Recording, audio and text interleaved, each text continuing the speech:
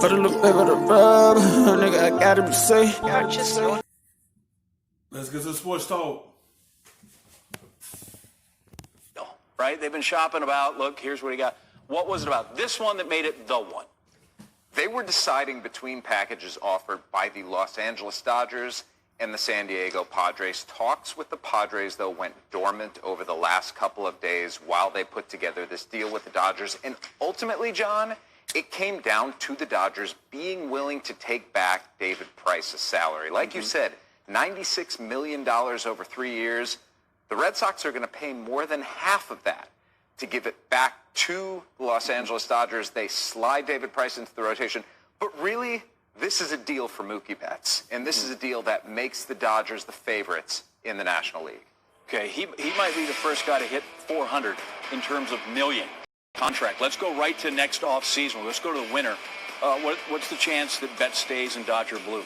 Well, that's what they're hoping for, and that's why they make a trade like this. You know, in Alex Verdugo and Bruce Graterol, they're giving up a lot of future value, but they're doing it so that they can convince Mookie Betts this year that with him at the top of their lineup, he's going to want to stay there for the next decade. And when you say $400 million, that sounds like a ludicrous amount. That sounds like an absurd amount. Mookie... Look at this team, how it's going to be structured. You got Mookie Betts, a good outfielder, good defender. Then you got Cody Bellinger in the outfield, in the center field. And then you got A.J. Pollock. Then you got a good infield. And then you add on David Price with Kershaw. The two stay healthy.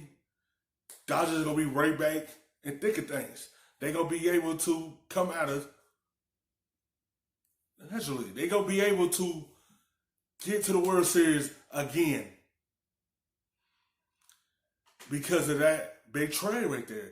They going to do some things this season to be able to convince Mookie this is where you want to be.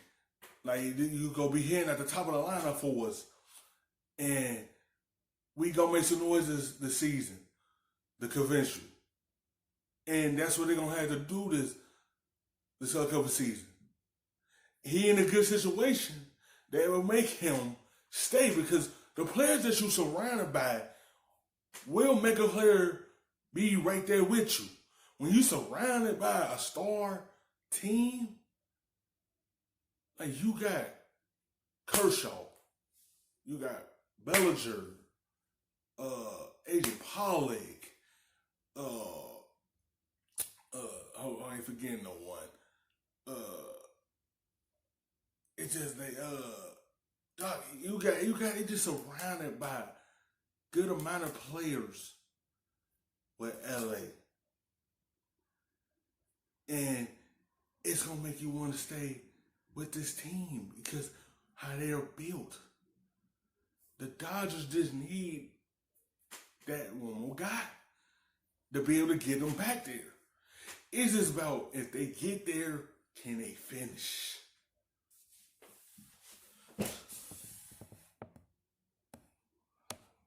And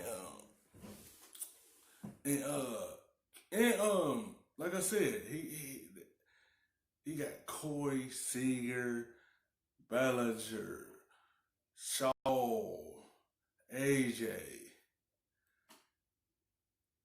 It's just like, when you surrounded by them, that's a good place to be. And then they add you, that put you up here. That you could be surrounded by Muncy, and it's just you got a lot. This team is stacked to make a run again. Betts is the second best player in baseball behind Mike Trout. And the ability to put this lineup together that you see right now with Betts at the top, with Cody Bellinger, the reigning National League MVP in center field. Yeah, I mean, we're talking 7 All-Stars. Gavin Lux at second base, one of the top 3 prospects in baseball right now. Will Smith. Come on, man. They got 7 All-Stars. From Turner, from Bellinger, Corey Seager, from Kershaw. I ain't forget anyone. Yeah, I think AJ was one too. It usually surrounded by 7 All-Stars. I ain't name all of them. It's just a simple fact is that's a good convince right there to be with the Dodgers. To stay right there, you in a good place. It's just all about what the Dodgers do this year. Guy who was a rookie last year was a top 50 prospect. This is an absurd lineup that Andrew Friedman has put together for the Dodgers. By the way, I heard you say Christian Yelich, but it sounded like Mike Trout. I don't know how that came out of your mouth wrong. Anyway, David Price, right, he's easy to cast in the role of we're offloading money here. But the Dodgers need this guy in the rotation now because Maeda is off to the Twins. He's a valuable guy. Whatever the cost is, who's paying him, here's an arm that they need. Yeah, and you were saying Hyunjin Ryu also went to the Blue Jays. So they have lost some arms this offseason. They still have Walker Buehler. He's going to start opening day. He's an all-star. He's fantastic. They still have Clayton Kershaw. They're hoping they get the old Clayton Kershaw. And they have some dominant potential young pitching in Dustin May, who came up at the end of last year and looked really good. They have some depth in Ross Stripling, a guy who was involved in some of the iterations of this deal. The Dodgers still have pitching, but if they can get David Price back to what he was, we're not going to look at Cy Young David Price anymore. He's in his mid-30s.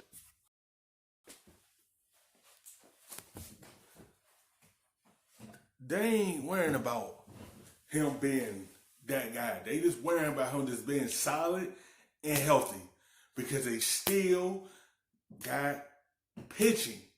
And you add on David Price with this pitching staff, they got it. They got it.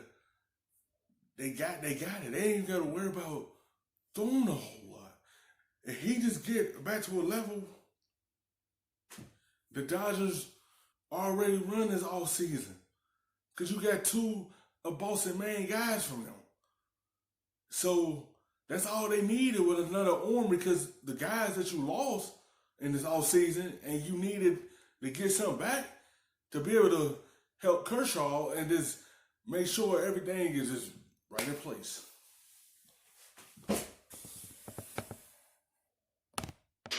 But if you're looking at him as a $15, $16 million a year guy, that's a reasonable salary and a reasonable number. And their willingness to take him back along with Mookie Betts is what got this deal done. And the reason, John, that they could take him back is because they have been so disciplined in other areas. Let's remember, they wanted Garrett Cole, and they wanted Garrett Cole back, but the Yankees ended up spending $324 million. As much as I want to spin this as a Dodgers story, there's a Boston side to this.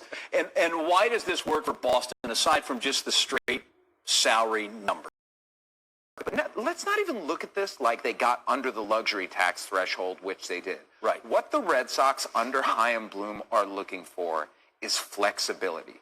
And when you go out and give Chris Sale $30-something million, a contract that kicks in this year and goes for 5 years, when you give Nate Eovaldi $60+ million, and you have David Price at $32 million, that's $80 million being spent on 3 starting pitchers who you just don't know what you're going to get from. Now, is flexibility worth trading? Arguably the best player talent-wise since Ted Williams, Carl Yastrzemski? It's a question a lot of people in Boston are asking right now. And for Bloom to make this his first move, Alex Verdugo needs to hit, and Brusdar Graterol needs to be more. If you already struggled last season, and then you move one of your main guys, not just one, you move another one. Your first time being in there and you move, why would you do that? And this team already come off a season of struggling. And they just won a World Series before. And then they turn around the next season and struggle And now what's how this Boston team is going to turn out this season. More than just a big arm. All right, we'll get more on those fellas that are coming back the Red Sox way later here on SportsCenter. That is Jeff Passan. And literally, you should get away to like Florida or Arizona the next week or two. I think I might be doing a lot that. going on. Yeah. What's up? Thank you so much for watching ESPN on YouTube. Don't forget to The best, stuffing them shits in the safe. Got me a spot out the way. Nigga just trying to be